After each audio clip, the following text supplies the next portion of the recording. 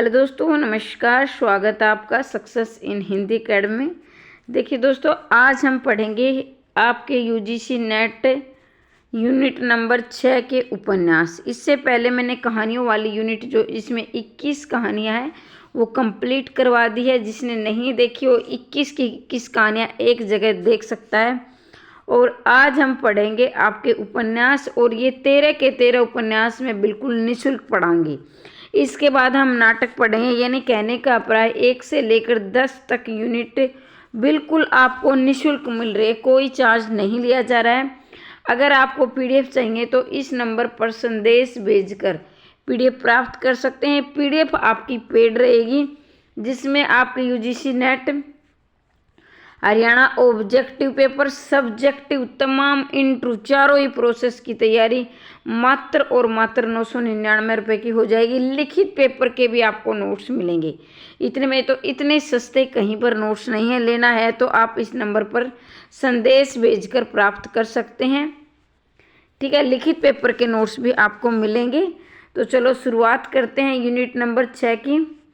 और जैसा कि हम शुरुआत से जो करते आए हैं कि जब भी हम उपन्यास, नाटक, कहानी हम पढ़ते हैं तो उससे पहले हम लेखक परिचय भी पढ़ते हैं।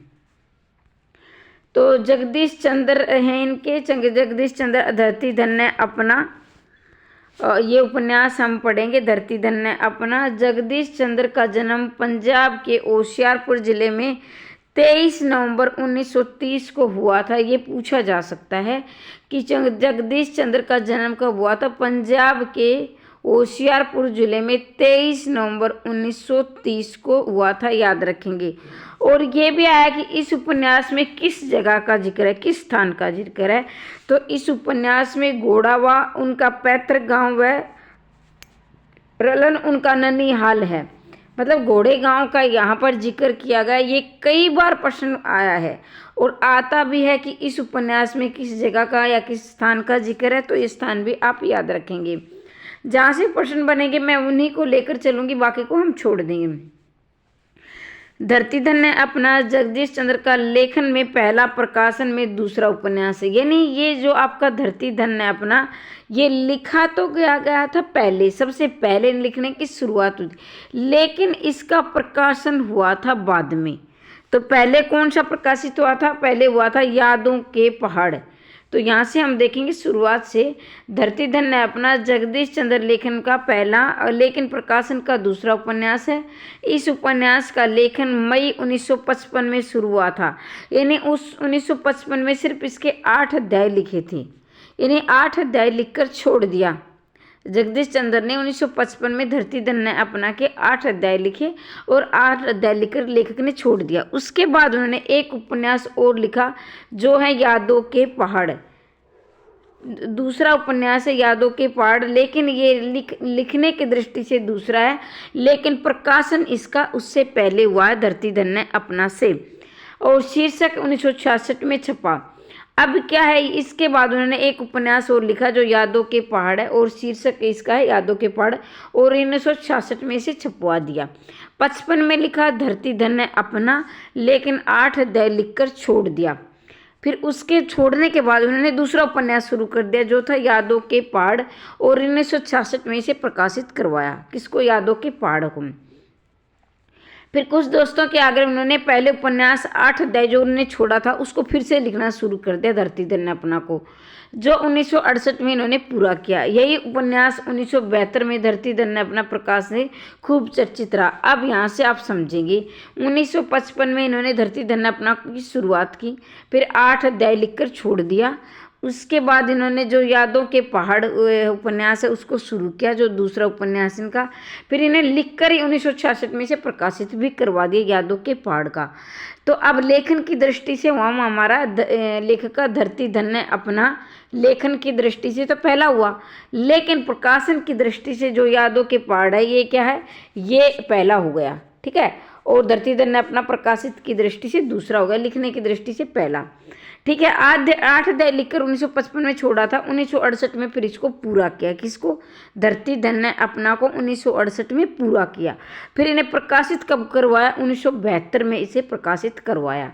ठीक है। लिखने की शुरुआत 55 में हुई और वो क्या है 72 में से प्रकाशित हुआ, लेकिन यादों के पहाड़ 1966 में ही प्रकाशित हो चुका था। ठीक है, उम्मीद करती हूँ समझ में आया होगा। धरती धन ने अपना की कहानी लेखन 1968 के बाद फिर हुआ, फिर उसका दूसरा खंड। अब धरती धन अपना के दूसरा खंड जिसका नाम है नरकुंड में बास 1993 में प्रकाशित करवा। अब धरती धन का दूसरा भाग क्या नरकुंड में बास 1993 में प्रकाशित करवाया। फिर 1 अप्रैल 1993 में अकस्मात देहांत से पहले इसी उपन्यास का तीसरा और अंतिम खंड।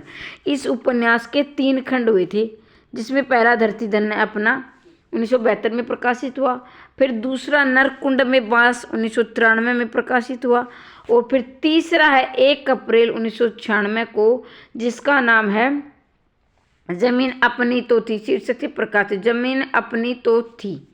ठीक है, ये हुआ था। फिर इसके बाद आप देखेंगे इनके अतिरिक्त उन्होंने उर्दू पर जामे में बहुत उपन्यास और भी लिखे हैं, सारे याद करें। जिस भी लेखक या जो भी कवि है आपके पाठ्यक्रम में लगा है उसकी संपूर्ण रचनाएं आपको याद करनी है। जिन्हें 1966 में यादों के पहाड़ उनका प्रथम उपन्यास प्रकाशित हुआ, मतलब यादों के पहाड़ 1966 में प्रकाशन की दृष्टि से यादों का पहाड़ पहला उपन्यास है, और जबकि लेखन की दृष्टि से पूछा जाए तो धरती धन ने अपना है, क्योंकि 1955 में इन्होंने लिखा था और 1972 में प्रकाशित हुआ था। अब यहाँ देखेंगे सेना में सेवारत रहने के अनुभव, यानी सेना में क्या इन्होंने नौकरी की, उसमें आधा पुल और टुंडा लाट उपन्यास अभिव्यक्ति किए। आधा पुल और टुंडा लाट इन्होंने अपनी जो सेना में जो कार्य किया उसका अनुभव में लिखा।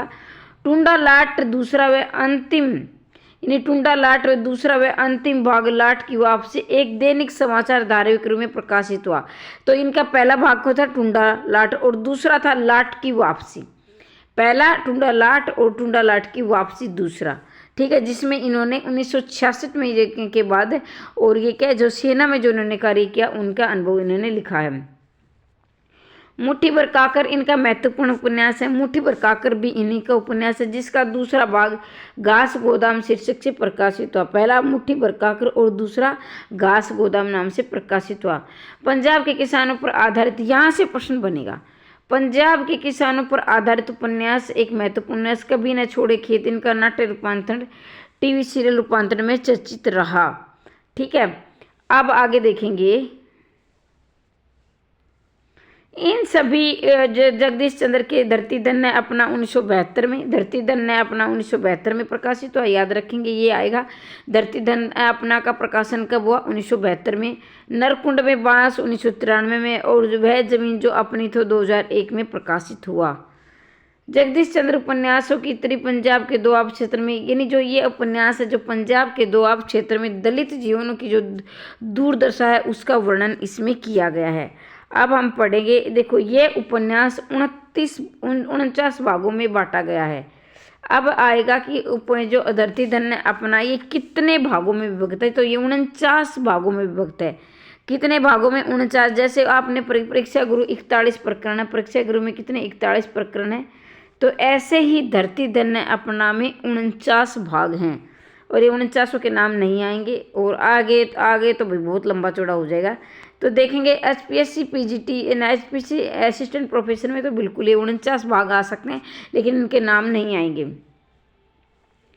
तो यहाँ देखेंगे उन्होंने अपनी धरती रचना के अनुभव बताते हुए कि बचपन व किशोरावस्था अपने ददिहाल व ननिहाल में दलित जीवन की गहराई को देखा, यानी जब वो अपने क्या है अपने ननिहाल यानी अपने मामा के घर गए हुए थे, तो उन्होंने जो अनुभव किया दलित जीवन को वो इस उपन्यास में लिखा है। अपने बचपन व किशोरावस्था देख महसूस किए दलित जीवन को, जिस प्रकार अपने उपन्यासों में में प्रमाण प्रस्तुत किया, उसी से उनका जीवन महत्वपूर्ण उपन्यास के रूप में धरती धन ने अपना केवल हिंदी का वर्णन व एक प्रमुख उपन्यास माना गया है। मतलब ये उपन्यास एक उनका प्रमुख उपन्यास माना गया है, जिसमें क्या है, और ये क्या है दलित जीवन पर आधारित है, घोड़े गांव का इसमें जिक्र किया गया है। अब ये आता कि ये किसको समर्पित है ये उपन्यास, तो सोम आनंद को जिनके सहयोग से मेरी सौर सर्जन का पुनर्जागृत करके उपन्यास लिखने की प्रेरणा मिली। तो हर एक उपन्यास है, कई उपन्यास ऐसे हैं, किसको क्या समर्पित किया गया है। तो इनका एक दोस्त है सोम आनंद, उनको इन्होंने क्या समर्पित किया है, धरती धन्य अपना को किसको, सोम आनंद को समर्पित किया है। क्योंकि भाई इन्होंने इनकी सोई हुई जो कहते हैं ना जागृति, जो इनकी कला थी, जो इनकी प्रतिभा थी, उनको क्या इन्होंने जगाया। तो इन्होंने ये सोम आनंद को ये उपन्यास समर्पित किया है। ऐसा प्रश्न आएगा, सोम आनंद उपन्यास किसको समर्पित किया है, तो ये किया है धरती धन्य अपना को। अब क्या है, हम इसके पढ़ेंगे इसकी कथानक की मूल संवेदना, और जब ये आपको पूरी तरह समझ में आ जाएगा और मैं इस तरह से आपको बताऊंगी कि आप इस उपन्यास के क्या कर सकते हो, इस उपन्यास को लिख भी सकते हो अगर लिखने का प्रश्न आ गया तो, ठीक है। लेकिन इससे पहले मैं आपको पात्र बताऊंगी, और अगर आपने ये पात्र अच्छी प्रकार से समझ लिए तो आप क्या है, आपको उपन्यास पढ़ने में कोई भी दिक्कतों का सामना नहीं करना पड़ेगा। तो यहाँ हम पात्र देखेंगे, ठीक है। तो देखिए मुख्य पात्र क्या है, काली है जो केंद्रीय पात्र है, काली। अब काली है और एक ज्ञानो काली की प्रेमिका है, काली है और काली की प्रेमिका है ज्ञानो। प्रतापी कौन है, काली की चाची है। एक बार आप रोक के पूरी तरह आराम से इसे याद कर लेना, लेकिन भाई जिसको क्या है याद है या पहले पढ़ा उसके लिए मैं रिवीजन का काम करूँगी। जस्सो क्या है, ज्ञानो की माँ है। मंगू कौन है, ज्ञानो का भाई है। और चौधरी हरनाम सिंह कौन है, चौधरी साहब गांव के, जैसे गांव में सरपंच होते हैं इस प्रकार।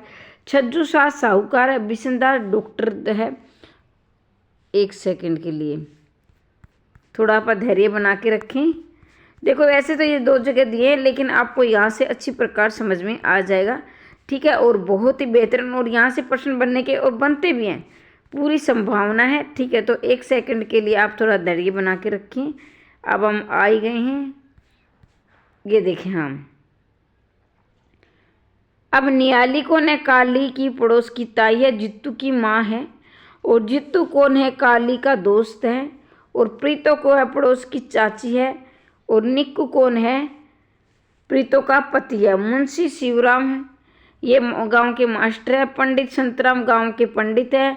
बंतु पिता चन्नाराम ठाकुर माता का पुत्र है। सिद्धू काली के चाचा है। अमरू निक्कू का बेटा है। दिनू गांव का कुम्हार है। लच्छो प्रीतो की पुत्री है। और हरदेव क्या हरनाम सिंह का भतीजा है। नार सिंह संता सिंह का भाई है। नंद सिंह को नजाति बदलने वाला मोची है। और बाद में इसका नाम रामदसिया पड़ गया। तो यहाँ से पूछ लिया जा सकता है जो नंद सिंह है ये कौन है, जाति बदलने वाला मोची है। मोची जो चमड़े का काम करते हैं। और उसके बाद इनका नाम पड़ गया रामदसिया। रामदसिया भी इनका नाम पड़ गया। ये बार बार, लेकिन फिर भी जाति बदलने के बाद भी इन्हें गांव में वो सम्मान नहीं मिल पाता है। ये मतलब एक अछूत जिसको उस समय बोलते थे, आजकल तो मैं तो ऐसा कुछ मानती नहीं हूँ, लेकिन उस समय बोलते थे कि अछूत, यानी जो चमड़े का काम करते थे उन्हें अछूत बोला जाता था। तो जाति बदलने का काम, लेकिन फिर भी इनको सम्मान में नहीं मिल पाता है। पालो कौन है, बुरा सिंह है, बुरा सिंह का लड़का है। और ठकुरी क्या है, नंद सिंह की पत्नी है। संता सिंह मिस्त्री, ये संता सिंह का भी बहुत रोल आया है इस उपन्यास में। तो मैं बता देती हूँ कि आपको कौन से जो मेन रोल है। काली और ज्ञानो तो का तो है ही, काली को तो पूरा उपन्यास काली के जीवन पर आधारित है। ज्ञानो काली की प्रेमिका है। प्रताप सिंह काली की चाची है। जस्सो ज्ञानो की माँ है। और एक भाई इसका भी आया है जो जित्तू है, जित्तू निहाली का भी बहुत जिक्र आया है, जो कि काली की पड़ोसी है और जित्तू की माँ है। जित्तू को बहुत मारपीट पड़ती है इस उपन्यास में। और इसके बाद आप देखेंगे हरदेव हरनाम सिंह का भतीजा है। तो इसको आप एक बार इसको रोककर अच्छी प्रकार से पढ़ लेना। अब हम उपन्यास की शुरुआत। इस उपन्यास का इस काली इसके में कथानक के मूल संवेदना देखेंगे। इस उपन्यास का आरंभ होता है काली के 6 साल बाद कानपुर से अपने गांव घोड़ा लौटने पर। काली एकमात्र संबंधी उसकी चाची प्रतापी है। तो भाई इस उपन्यास का आरंभ कहाँ से होता है, काली कहीं 6 साल के बाद यानी कानपुर गया है भाई कमाने के लिए, क्योंकि उस समय जो काम होता था दलितों का, दूसरों की सेवा करना। जबकि काली जो है एक आधुनिक सोच का लड़का है और ये कानपुर में नौकरी करता है। 6 साल के बाद ये घोड़ा गांव लौटने से गांव में काली के एकमात्र यानी घोड़ा गांव लौट कर आता है। ये गांव में। और वहाँ उसकी चाची प्रतापी, यानी चाची का नाम क्या है, प्रतापी, एकमात्र इनकी चाची ही इनका सहारा है।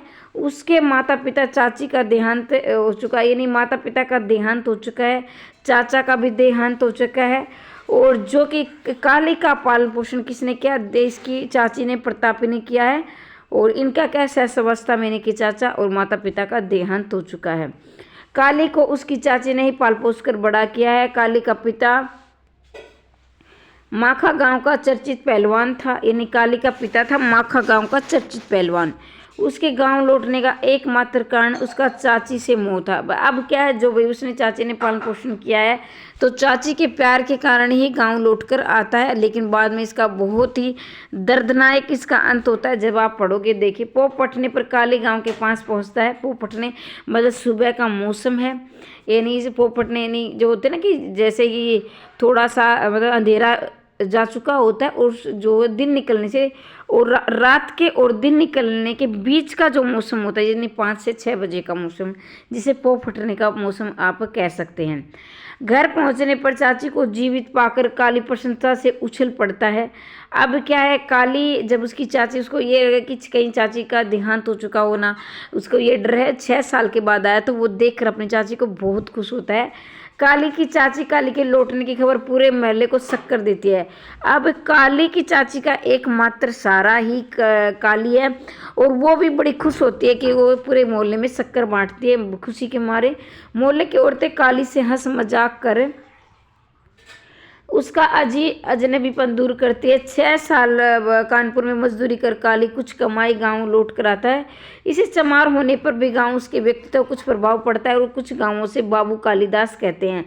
मतलब कि गांव के कुछ लोग तो प्रसन्न होते हैं, जैसे उसकी जो पड़ोस की जो चाची है, वो ताई है, तो हंसी मजाक में उन्हें कि मतलब जो उसे नया नया लग रहा है उसे दूर करने का प्रयास कर रही है। जबकि कुछ गाँव के लोग, जब वो पैसे कमा कर लाता है, तो कुछ गाँव के लोग उसे ईर्ष्या भी रखते हैं, और वो बाबू कालिदास कहकर उन्हें चिढ़ाते हैं। गांव में जमीनों के मालिक चौधरी हैं। यानी गांव में जो घर है, मैं थोड़ा सा बता देती हूँ ताकि आपको, जो घर हैं वो उसमें रह तो सकते हैं दलित समाज के लोग, लेकिन क्या है, वो उसमें अपनी तरफ से उसे अपना तोड़ फोड़ नहीं कर सकते हैं। मतलब ज़मीन के मालिक नहीं, वो सिर्फ रह सकते हैं। ठीक है, तो इसके मालिक कौन है, गांव के जो जमींदार लोग हैं वो इसके मालिक है। और बल्कि देखा जाए तो ये उनकी भी ज़मीन नहीं है, ये किसकी ज़मीन है, ये ज़मीन है सरकार की ज़मीन है। 1-2 बनिए दुकानदार है ज़मीनों पर तथा घरों में काम करने वाले दलित चमार हैं। चौधरी लोग बेबाती चमारों से गाली गलौज करते हैं, उन्हें मारपीट करते हैं। उपन्यास के प्रारंभ में चौधरी हरनाम सिंह अपने खेत की फसल नष्ट करने संदेह जीतू की पिटाई करता है। अब भाई जब चाहे हरनाम सिंह जो जमींदार है गांव का, ये किसी की भाई जीतू की बहुत पिटाई करता है, और ये फसल उसने वो कुछ करता भी नहीं, लेकिन फिर भी उसे मारा पीटा जाता है बार बार। यद्यपि वह निर्दोष था। मंगू चमार हरनाम सिंह का गुलाम है। अब ये मंगू चमार कौन है, ये एक हरनाम सिंह का गुलाम है। मतलब कि ये कि कहते हैं चापलूसी करने वाला वो है। ये आए दिन जीतू को पिटवाता रहता है, उसे भड़का कर। वह चौधरी को जीतू पिटने के लिए उकसाता है, जबकि उसकी बहन ज्ञानो चौधरी के अन्याय के विरोध करती है। ये मतलब ज्ञानो है इसकी बहन, तो ये उसके अन्याय का विरोध करती है। ज्ञानो बहुत अच्छी औरत है। ये बात काली के ज्ञानों के प्रति आकर्षित ये बात काली को ज्ञानों के प्रति आकर्षित करती है। अब ज्ञानों क्या है, एक लड़की होने के बावजूद विरोध करती है, और ये बात काली देखता है तो उसे बहुत अच्छा लगता है, और उसकी तरफ आकर्षित होता है। काली अपने कच्चे कोठे को गिराकर पक्का बनाना चाहता है। इसके लिए वह उज्जू शाह से सलाह लेना चाहता है, और उज्जू शाह उसे मकान बनाने के लिए उपाय तो बताता है, लेकिन साथ ही काली को इस तथ्य से अवगत करा देता है। तथ्य अवगत मतलब जानकारी देता है कि जिन घरों में दलित लोग रह रहे हैं वह जगह गांव के सारे जगह सामलात की है, और इन घरों पर दलित मोर्चे का अधिकार है। अर्थात जब तक एक खानदान का कोई व्यक्ति उस घर में रहता है तब तक वह वहाँ रह सकते हैं। काली की गांठ में पैसा देखकर गांव छज्जूसा उसके चाचा का लिया उधार उस ब्याज की रकम भी ले लेता है। अब क्या होता है कि जब ये घर बनाना चाहता है काली, तो काली के लोग, जो गांव के लोग कहते हैं कि सामलात की ज़मीन है, और शामलात की ज़मीन मतलब कि ये क्या है, सरकार की ज़मीन है और ये किसके अंडर है, ज़मींदारों के अंडर में है। हम सिर्फ इसमें रह सकते हैं और वो भी जब तक हमारे कोई ख़ानदान का कोई सदस्य रहता हो तब तक।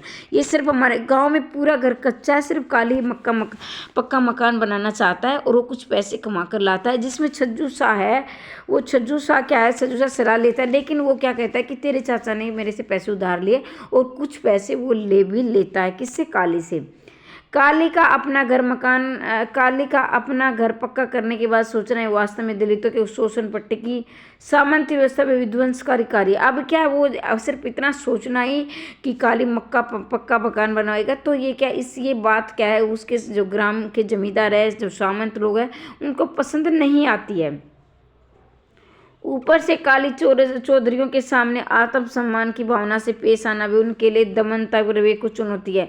मतलब कि वो आत्मसम्मान से जीना ही, भाई काली एक दलित परिवार का है, एक चमार जाति का लड़का है और उसके लिए आत्मसम्मान से जीना भी मतलब उनके दमन, यानी जो सामंतों के दमन का विरोध करना तो अलग बात है, लेकिन एक सम्मान से जीना भी उनके दमन को एक चुनौती देना है। मतलब उनको ये बात हजम नहीं होती है कि कोई दलित समाज का लोग ऐसे कैसे जी सकता है। उसका अपना दलित समाज भी काली का प्रसंग समर्थक नहीं है। खुद क्या है ना, जो कहते हैं ना कि वो जो बोलते हैं आप देशद्रोही, तो वही समाजद्रोही कह सकते हैं आप। वो जो खुद काली के जाति के लोग वो भी क्या है, उस काली के प्रति जलन की भावना रखते हैं कि किसने कैसे पैसा कमा लिया, ये क्यों मकान बनाना चाहता है। ज्ञानो या जीते कुछ चुने हुए दलित को छोड़ कर, यानी ज्ञानो भी चाहती है और जीते यानी जीतो मतलब जीतू, और जीतू के परिवार के लोग भी बहुत खुश है, वो तो उसे ईर्ष्या नहीं रखते हैं। युवतियों को छोड़कर चमादड़ी के अधिकांश लोग काली से ईर्ष्या करते हैं। विशेषतः ज्ञानों का भाई मंगू से उलझा ही रहता है। अब ज्ञानों का भाई कौन है, मंगू, जो कि जमींदारों का चापलूस है। ज्ञानों का भाई जो जीतू को पिटवाता रहता है, उसे उकसा कर। एक बार काली के हाथ से उसकी पिटाई भी होती है। काली के पड़ोसी निक्कू को मंगू काली से लड़वाता है। काली के पड़ोसी क्या निक्कू को भी मंगू से काली से लड़वाता है। लेकिन धीरे धीरे गांव की प्रतिष्ठा बढ़ती है और साथ ही ज्ञानों और काली में प्रेम प्रसंग भी विकसित हो जाता है। अब ऐसा क्या है जब ज्ञानों उसका विरोध करती है जमींदार का, तो इससे क्या है, काली उसके प्रति आकर्षित हो जाता है और काली और ज्ञानों का प्रेम प्रसंग चलता है। काली यद्यपि चमादड़ी में पक्का मकान बनवाकर उसकी सामाजिक प्रतिष्ठा बढ़ाता है, लेकिन वह किसी से भी मिलता है, मिस्त्री हो या छज्जूसा, सब उसके चमार कहकर छुआछूत के व्यवहार करते हैं और उसे बहुत चुभता है। नंद सिंह छुआछूत के कारण तंग आकर पहले सिख बन जाता है। अब नंद सिंह जैसे हमने जैसे पात्र परिचय में पढ़ा था, बार बार क्या है, जाति परिवर्तन करता है, लेकिन फिर भी क्या है, इसका कोई गांव में सम्मान नहीं है। गांव के लोग इसे चमार कहकर ही क्या चिढ़ाते रहते हैं। और क्या देखते हैं, अब ईसाई बनता, कभी क्या पहले वो सिख बनता है, उसके बाद क्या है ईसाई बनता है। तो यहाँ से प्रश्न आ सकता है कि धरती धन ने अपना का कौन सा पात्र ऐसा है जो बार बार अपनी जाति धर्म बदलता रहता है। तो आप याद रखेंगे, नंद सिंह ऐसा पात्र है जो कि बार बार अपना धर्म और जाति बदलता है। जैसे पहले वो सिख बनता है, फिर ईसाई बनता है, लेकिन चौधरियों द्वारा बार बार उसे कुत्ता चमार कहकर पुकारा जाना भी काली को बहुत बुरा लगता है। फिर भी क्या है, सिख बन जाओ चाहे ईसाई बन जाओ, नंद सिंह का कोई सम्मान नहीं है, बल्कि गांव के जो लोग हैं, जो उच्च वर्ग के लोग हैं जिन्हें चौधरी कहते हैं, उसे कुत्ता चमार कहकर पुकारते, और ये बात काली को बहुत चुभती है, उसे पसंद नहीं आती है। गांव का ईसाई पादरी किताबी कुम्रे डॉक्टर बिशनदास छुआछूत रोकने का प्रयास करते नहीं दिखते हैं। और काली अपने पिता की तरह कबड्डी का खिलाड़ी, अब काली के पिता कौन थे, कबड्डी के खिलाड़ी थे। अब काली को भी अपने पिता की तरह क्या है, कबड्डी खेलना पसंद है। वह अपने खेल का जोर भी गांव में दिखाता है। लेकिन चौधरी हरनाम सिंह का भतीजा हरदेव, ये पूछा जा सकता है हरनाम का भतीजा कौन है, हरदेव, जानबूझकर खेल के उसका क्या उसका अंग तोड़ देता है। इससे लालू पहलवान इस हरकत के लिए हरदेव चौधरी को फटकारता है और काली का इलाज भी करवाता है। अब लालू पहलवान क्या है, उसको धिक्कारता है, फटकारता है हरदेव को और कहता है कि मतलब और काली का इलाज भी करवाता है। कौन इलाज करवाता है, लालू पहलवान। और क्या इसकी हड्डी किसने तोड़ी थी, हरदेव चौधरी ने, जो कि हरनाम का भतीजा है। काली की चाची प्रतापी का अचानक बीमार होना झाड़ फूक के कारण, अब काली की चाची प्रतापी है, काली की चाची का क्या नाम है? प्रतापी, जो अचानक बीमार हो जाती है और झाड़ फूक करने देहांत कथा में नया मोड़ आता है। अब जो काली का एकमात्र जीने का सहारा उसकी चाची है प्रतापी, और क्योंकि माता पिता और चाचा की तो मृत्यु हो चुकी है, अब एकमात्र काली बचा था जो कि उस वंश का था। प्रतापी कहते हैं कि एकमात्र जीने का सहारा तेरे चाचा का तू ही था, और वो भी क्या है, तुम्हें क्या है, बड़ा होने से पहले ही चल बसा, तू ही एक परिवार में बचा है। और अचानक क्या है, प्रतापी भी बीमार पड़ जाती है और उसकी भी मृत्यु हो जाती है। काली का मकान पक्का करने का सपना पूरा नहीं हो पाता, न सिर्फ मकान बीच में ही छूटता है और उसकी कमाई के पैसे चाची द्वारा बनाए गए गहने रुपए चाची की मृत्यु के बाद शोक जताने वाली पड़ोसन चुरा लेती है। अब ये क्या है भाई, देखो जो चाची इसकी चाची का देहांत होता है, जो शोक प्रकट के लिए आते हैं ना पड़ोसी, वही क्या है, शोक प्रकट करने के आते हैं, उनके गहने और जो उसकी पैसे जो उसने कमाए थे वो चुरा कर ले जाती है और उसका मकान अधूरा ही रह जाता है, वो मकान बनाने का सपना उसका पूरा नहीं हो पाता है। काली सब कुछ लुटाकर घास खोदने का धंधा करता है, फिर लालू पहलवान के यहाँ मजदूरी करने लगता है। अब बेचारा क्या है, फिर पहले की कंडीशन में आ जाता है, वो घास खोदने का काम करता है और क्या है, लालू पहलवान के यहाँ मजदूरी करता है। गांव में आई बाढ़ उपन्यास को अगला मोड़ दे। अब गांव में बाढ़ आ जाती है। प्राकृतिक आपदा का सामना चौधरी और चमार मिलकर करते हैं, लेकिन चौधरी खेतों को बचाने के लिए दलित बेगार नहीं करना चाहते। 3 दिन के बाद दिहाड़ी न मिलने पर चौधरी चमार संघर्ष शुरू होता है। अब क्या है, गांव में बाढ़ आ जाती है, पानी भर जाता है, तो क्या करते चौधरी और जो दलित समाज के लोग मिलकर उसका सामना करते हैं, लेकिन क्या है, इनकी से ज़्यादा काम करवाया जाता है पशुओं की तरह, तो इसका विरोध करते हैं चमार जाति के। लेकिन भाई क्या है, वो चमार बहिष्कार किया जाता है, कोई भी काम नहीं करेगा, सभी क्या हड़ताल कर लेते हैं। पादरी उनकी मदद करना चाहता है, लेकिन शर्त भी रखता है कि इनके लिए यीशु की शरण में आ जाना चाहिए। अब क्या पादरी उनकी मदद करना चाहता है कि अब मैं तुम्हारी एक मदद करूंगा, लेकिन तुम्हें क्या है, यीशु को अपनाना होगा और इनका कार्य छोड़ देगा, तो यीशु की शरण में आना होगा। डॉक्टर बिशनदास व कामरेडी टैला सिंह झूठे कामरेड दलितों की सहायता ना कर भाषण देने व जलसा करने का घोषणा करते हैं। अब क्या कुछ लोग होते हैं जो कि डॉक्टर बिशनदास है, वह कामरेड टैला सिंह है, झूठे कामरेड दलितों की सहायता ना कर क्या कोरे भाषण देते हैं। 15 दिन तक बच्चों को भूख बिलखलाते हुए देख चमारों का साहस जवाब दे देता है। अब 15 दिन वो अनशन पर बैठते हैं, भूख हड़ताल करते हैं, लेकिन क्या है, फिर क्या, अब बच्चे भूख से बिलखला रहे हैं, कहाँ से पैसे आएंगे। उनके साथ जैसे दाढ़ी मजदूरी करते हैं तो उन्हीं से पैसे मिलते हैं, और आखिरी में क्या होता है कि 15 दिन के बाद इनकी हिम्मत जवाब देने लगती है चमार जाति के लोगों की, और आखिरी में चौधरी की शर्त को मानने के लिए विवश हो जाते हैं। दोनों ही पक्ष में संघर्ष व्यर्थ समझ आधे दिन की दिहाड़ी पर समझौता कर लेते हैं। अब क्या है, आधे दिन की दिहाड़ी पर समझौता हो जाता है और जो उन्होंने संघर्ष किया था वो भी उनका बेकार जाता है। इस उपन्यास का अंतिम चरण ज्ञानी और कालो के प्रेम की त्रास अंत को मार्मिकता से चित्रित किया गया है। अब इस उपन्यास में क्या होता है, जबकि उपन्यास का अंत होता है तो ज्ञानो और काली के प्रेम की त्रासदी के कारण होता है। ज्ञानो गर्भवती हो जाती, मतलब अविवाहित गर्भवती हो जाती है। क्या ज्ञानो, काली के साथ उसकी शादी को स्वीकार नहीं किया जाता, काली के साथ उसका शादी समाज स्वीकार नहीं करता है। गांव उनके प्रेम संबंधों का दोनों दुश्मन हो जाता है। काली की प्रतिष्ठा खत्म हो जाती है। लालू पहलवान उसे नौकरी से निकाल देता है। अब लालू पहलवान उसका जो भरण पोषण का सहारा था, उनकी घास खोदता है और अपना पेट भरता है, और इस घटना के बाद लालू पहलवान भी उसका साथ छोड़ देता है और उसे नौकरी से निकाल देता है। काली पड़ोस की कस्बे मजदूरी करने लगता है। वह ज्ञानों को लेकर भाग जाना चाहता है, लेकिन पुलिस का डर से भाग नहीं पाता है। दोनों अपना मिलना जुलना भी बंद नहीं करते। परिणाम बदनामी के भय से ज्ञानो उसकी माँ व भाई जहर देकर मार डालते और काली गांव से भाग जाता है। अब क्या है, काली और ज्ञानो भाग कर शादी करना चाहते हैं, लेकिन पुलिस के डर से नहीं भाग पाते हैं। तो अब क्या होता है कि उसे काम मिलना बंद हो जाता है काली का, वो किसी ऐसे ही इधर उधर की मजदूरी करके अपना पेट भरता है। और क्या है, समाज के डर से, समाज के सम्मान के डर से ज्ञानों के माँ और भाई, जो भाई क्या है मंगू है, जो कि चापलूस है जमींदारों का, वो क्या है उसे जहर देकर मार डालते हैं। किसको, ज्ञानों को। वो गर्भवती ही को मार दिया जाता है। और फिर क्या, काली गांव से भाग जाता है। इस घटना के बाद काली गांव लौटने से सुखद उपन्यास का आरंभ होता है। अब कुछ दिन के बाद गांव लौट आता है काली और सुकंदारा, जबकि अत्यंत विषम परिस्थिति में गांव में जान बचाकर वे अपनी प्रेमा की मौत का मर्मांत दुख देकर गांव से चले जाने से उस उपन्यास का अंत होता है। अब क्या होता है कि जैसे ही वे अपनी प्रेमिका की मौत का खबर सुनता है तो वो क्या है और गांव से फिर चला जाता है, और इस प्रकार से उस उपन्यास का अंत बड़ा ही मार्मिक होता है।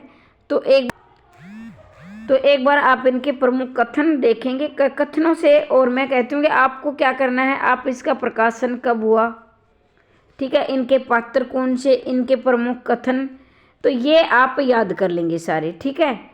तो गोबर की तेज बदबू से चमादड़ी हरिजनों की बस्ती के निकट होने का संकेत मिलता है। मतलब कि एक माना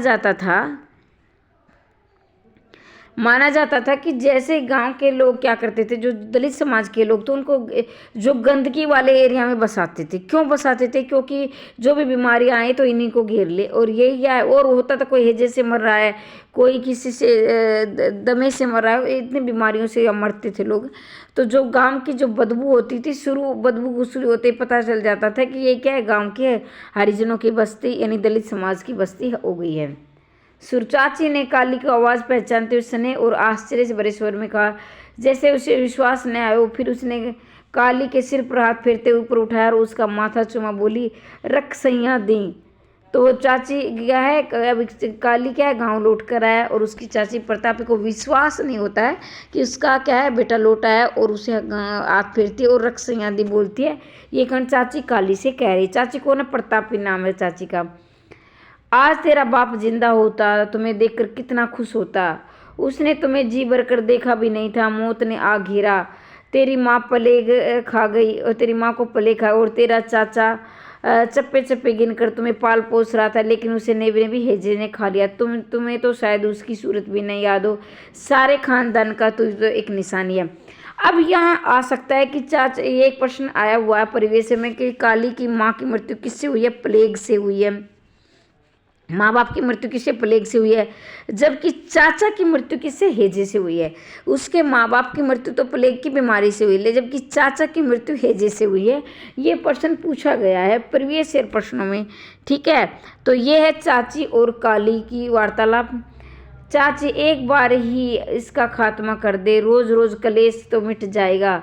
किसी की फसल काट जाए तो चोर जीतू, किसी का कोई नुकसान हो जाए तो जिम्मेदार दे। निहाली चौधरी से कह लिया है, क्या चौधरी हरनाम से कह रही है।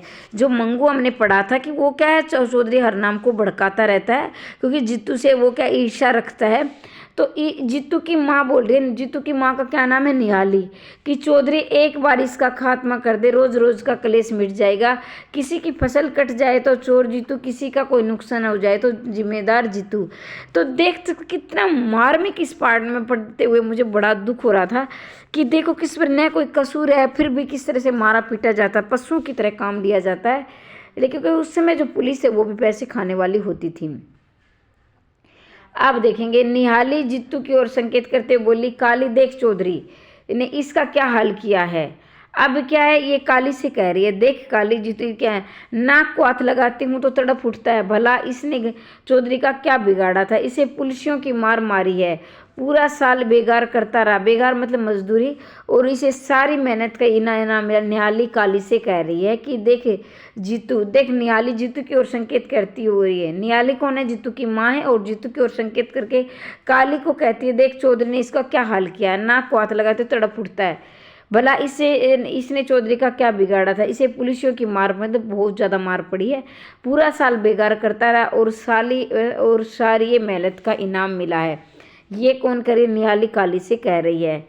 माई तूने इसे सिर चढ़ा रखा है, उठा इसे, बेकार खाड़ तोड़ रहा है। अगर बात थाने तक पहुंच गई तो वे मार मार कर इसे दिन में तारे और रात में सूरज दिखा देंगे। चौधरी के खेतों में बाढ़ लगाई जा रही है, इसे कहो आज चला जाए, चौधरी खुश हो जाएगी। मंगू निहाली से कह रहे हैं। एक तो भाई देखो, एक तो उसे इतना मारा है कि उसे खून गिर रहे हैं उसकी नाक से, और ऊपर से क्या है, वो मंगू जो है वो हरनाम को भड़काता रहता है, और इसमें ये भी कह रहा है कि बेकार खाट तोड़ रहा है। अगर पुलिस को पता चल गया तो इसे और मार कर क्या करे, दिन में क्या है, दिन में इसे चांद और रात को सूरज दिखा देंगे। और जो चौधरी के बाड़ लगाई जा रही है, वहाँ इसे भेज दे ताकि चौधरी खुश हो जाए। मतलब और भी पहले उसे मारी है, फिर उसे काम करवाने के लिए बोल रहे, तो कितनी दर्द है। और ये मंगू निहाली से कहला इसकी माँ से, छप्पड़ सबका साजा है, क्या कमीने क्या चमार, क्या जाट क्या महाजन, जितनी चाहे मिट्टी खोद लो, लेकिन इतना ख्याल रखना कहीं बहुत गहरा गड्ढा न बन जाए। पारसर ऊंचे मोहल्ले के पूर्ण सिंह कुआं सा खोद दिया है, बरसात में छज्जू की भैंस इसी में फंस गई और बलिया देकर निकालना पड़ा। तो ये चौधरी काली से कह रहे हैं।